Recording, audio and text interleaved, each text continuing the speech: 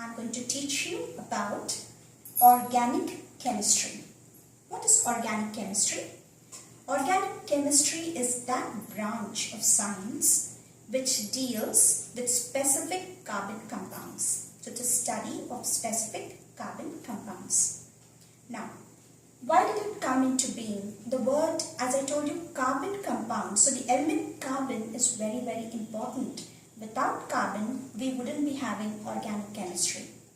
Now you may wonder, why not other elements? Why only carbon? Why am I being partial to carbon? The reason is, carbon has some unique characteristics or a unique nature. Now, so I'm going to touch these topics on what is this unique nature of carbon. There are three aspects of it. The first one is tetravalency. The second one is catenation. The third is isomerism. It exhibits isomerism. Now, if you want to know what it is, I'll just leave it in a short while. Now here, carbon has an atomic number 6. In other words, its electronic configuration is 2, 4. So, the valence electrons for carbon are 4, right? So, that means tetravalency, the valency is 4. In other words, to make it simple and easy for you, think of carbon having 4 hands. Now, when you have 2 hands, at a time you can just, hold 2 friends, the hands of 2 of your friends. But here, carbon can hold hands of 4 friends. So, all I'm trying to get your attention here is that it can form bonds. Actually, they are forming covalent bonds with other elements, right? So, this nature is very important. The basic thing is tetravalency. Now, the second aspect is catenation. The word catenation, you can just take it as a nation of cats.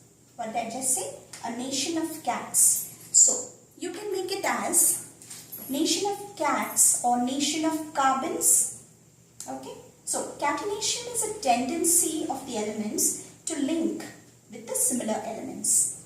So, here carbon has a tendency of linking with other carbons.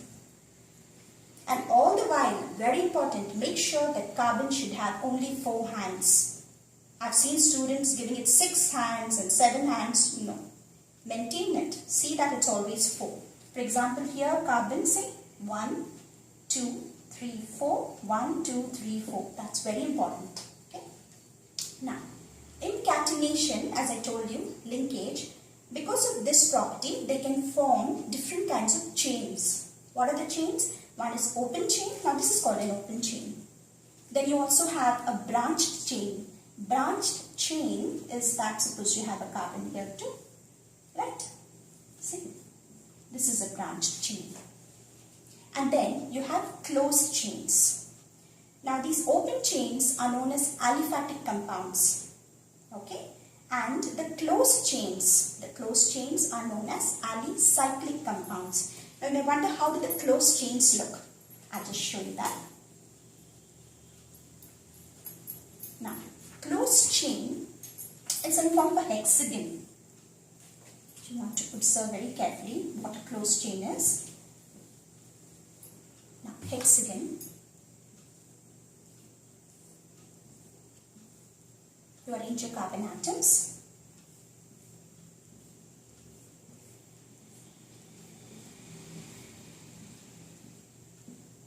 Now, this is called your alicyclic compounds. And now, next step will be, now this is the ring here, the main ring that you have. So, you might want to know, will it always be carbon? Is there a possibility of having any other elements? Yes, there is a possibility of having other elements, but not all. Only cons. Easy for you to remember. See, no headache here. Cons is the only thing permitted within this. Now, what is cons? Cons is nothing but, C stands for carbon, as you can see here. So, benzene ring is made up of only carbons. Then you have oxygen, nitrogen, sulfur. Except this, nothing else is allowed in this ring, right?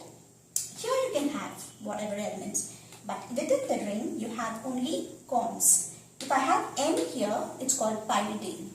We'll do that in detail in the other classes, right? Now, there is also the type of bonds that are formed. For example, you can have a single bond, a double bond and a triple bond. The single bond are known as saturated compounds. In other words, compounds having a single bond are called saturated compounds. And compounds having double bond and triple bonds are called unsaturated compounds. So alkanes have single bond, alkenes have double bond, alkynes have triple bond. Right? Now all that came because of catenation and tetravalency. What is this isomerism? Isomerism is nothing but the property of these compounds, the organic compounds, to exhibit. What do they exhibit? Property of organic compounds which have same molecular formula but show different structural arrangements. Okay, so isomerism is organic compounds having the same molecular formula but different structural formulas. Right? A classic example is for butane. The formula is C4H10. Now here, as you can see it here, this is known as N-butane. This format of it. And if you write it this way, it's also called tertiary or isobutane. So these are the two isomers. Okay, with this, I hope you enjoyed the class.